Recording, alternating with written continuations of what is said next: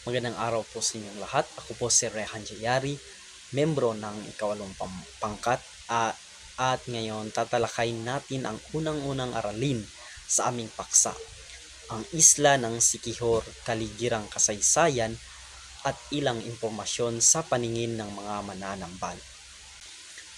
Ang bayan ng Enrique Villanueva ay binubuo ng 14 na barangay. Pinagdiriwang ang piyesta tuwing ika-16 ng Hulyo na ang pangunahing patron ay ang Our Lady of Mount Carmel. Ang bayan ng Larena ay binubuo ng 23 barangay. Ito ang sentro ng komersyo sa isla ng Siquijor. Si St. Vincent de Ferrer ang kanilang patron na ang kapistahan ay tuwing ika-3 ng Mayo. Ang bayan ng Maria ay binubuo ng 22 barangay. Makikita dito ang Siquijor sa Lagdoong Beach. So makikita doon ang napakagandang beach na tinatawag na Salagdoong Beach. Tuwing ika-24 ng Mayo, pinagdiriwang nila ang pista ng kanilang pangunahing patron na Our Lady of Divine Providence. Ang bayan naman ng Lazi ay binubuo ng 18 barangay. Tuwing ika-16 ng Mayo, ipinagdiriwang nila ang piyesta ni San Isidro Labrador. 11,370 isla. So, 11,371 ang naninirahan sa bayan ng San Juan. Si St. Aurelius Agustin at Hippo ang kanilang pangunahing patron at ang kanilang piyesta ay tuwing ika-21 ng Oktubre. Ang may pinakamaraming barangay ay ang bayan ng Siquijor na binubuo ng 42 na si St. Francis de Assisi ang kanilang patron at ang kanilang piyesta ay tuwing ika-4 ng Oktubre. So unang-una nating maiisip pag sinasabing Siquijor ay ang kanilang mga magagandang beach, magagandang tanawin at mga magagandang resort. So ano ba itong islang ito? Ang islang ito ay nadiskubre ni Esteban Rodriguez sa ekspedisyon ni Legazpi noong 1565. So panahon pa ng Espanyol na diskubre ang islang Siquijor.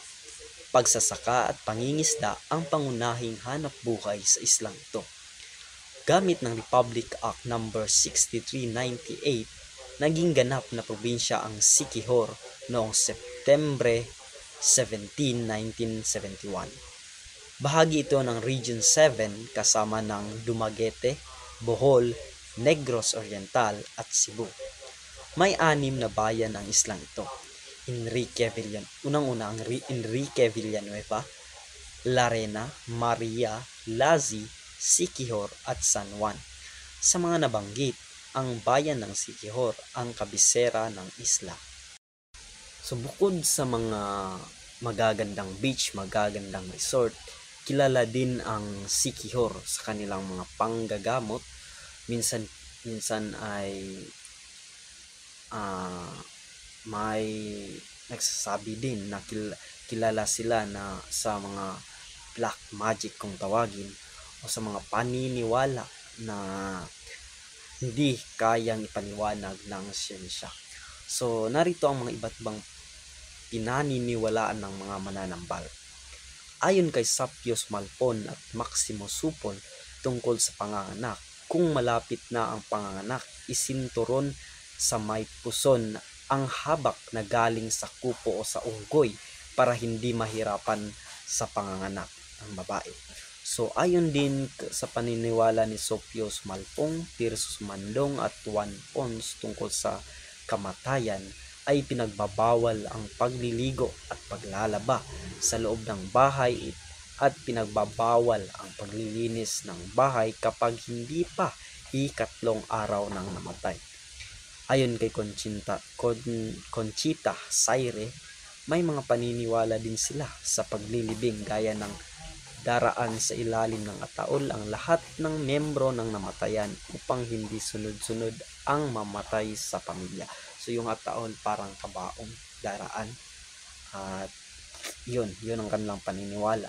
So tinatawag natin itong mga superstitious belief sa Ingles. So, ang pag-aalaga at pagdisiplina sa anak, unang-una, kailangang ilagay sa may pintuan ang pusod ng bata upang lumaki siya sa malikot.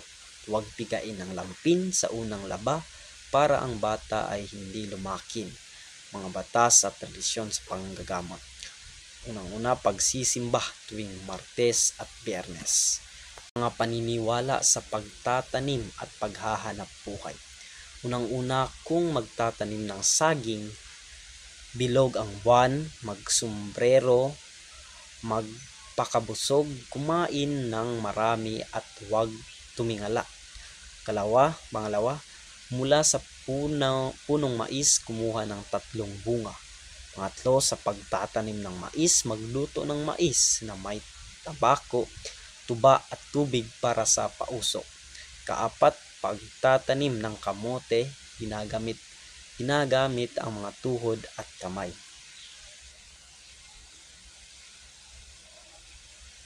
Mga termino. Ito ang mga termino na ginagamit sa Islang Sikiho. Makiha. Ibig sabihin ay isang sistema ng paniniwala at kaugalian kung saan naniniwala ang tao na kaya niyang kontrolin ang mga likas at supernatural na puwersa na nakakaapekto sa kanyang buhay. Pangalawa, aswang. Ang mga nakakatakot at di pangkaraniwang nilalang. So, pamilyar tayo sa salita sa aswang. Hindi lang natin nakikita yan, pero pinaniniwalaan siguro natin. Espiritu o anito. Isang malaking impact sa tao ang espiritualismo. Panghuli, anting-anting o amulet. Ang pagkakaroon ng sariling kapangyarihan ay nasa iyong paniniwala. So, yun lahat ang mga aralin sa Sikiho. So, ngayon darako tayo sa kasaysayan at kalinangan ng Cebu. Mga kaugalian na sinusunod ng Cebuano. Ang manugamya, ang legal na paghihiwalay, ang tinatawag na bugay, ang pagbibigay handog. Mga kaugalian na sinusunod ng mga Cebuano, ang pag-ila-ila, ang pagkilala nila. Pangalawa, ang pangulitaw, ang panliligaw ng binata sa dalaga, lalo na ang pag-aakyat ng ligaw. Pangatlo, ang panagtrato, ang pagkasundo ng dalaga at binata. Pang-apat, ang pamalay, ang paghingi ng kamay ng babae mula sa magulang. Panglima, ang pagrehistro, ang paghahanda ng mga papeles at paglalathala ng mga pangalan ng ikakasal sa munisipyo. Pang-apat, isa sa mga importante siguro sa kasal, ang pag-iisang puso ng mga magnonobyo sa harap ng isang pari sa simbahan. Ang mga Pilipinong ito na kinabibilangan ng mga Cebuano ang siyang kauna-unahang matatawag na Kristiyano sa puluan ng Pilipinas. Ang mga Cebuano ay mga saling angkan sa Malay na naninirahan sa Pilipinas bago dumating ang mga Kastila. Sa Kabisayaan, matatagpuan ang Cebu na ang umiiral ng wika ay Cebuano, nakahawig ng wikang ginagamit ng mga karatig puok nito tulad ng Bohol, Negros, Siquijor at iba pa. So yun lang po ang mga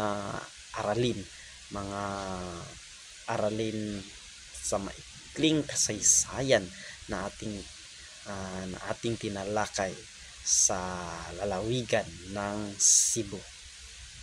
Magandang gabi po sa inyong lahat. Ako nga pala si Muhammad Nur M. Tan at dadako na po tayo sa ikatlong paksa natin na patungkol sa Ang Barotac Nuevo sa Iloilo. Ang lungsod ng Iloilo ay kilala dahil sa malambing na intonasyon ng pagsasalita ng mga Ilonggo at sa kanilang pagiging mabait at masiyahin. So ang mga Iloilo ay may reputasyon sa kanilang pagiging mabait at pinagmamalaki nila din sina Graciano Lopez at si Esteban Avellana dahil sa kanilang malaking kontribusyon sa ating bansa na sinulat nila sa kanilang nobelang Without Seeing the Dawn at tumanggap ng karangalang pangdaigdig. Ang Barotac Nuevo ay isang bayan sa Iloilo na dating ngayon ng Dumangas.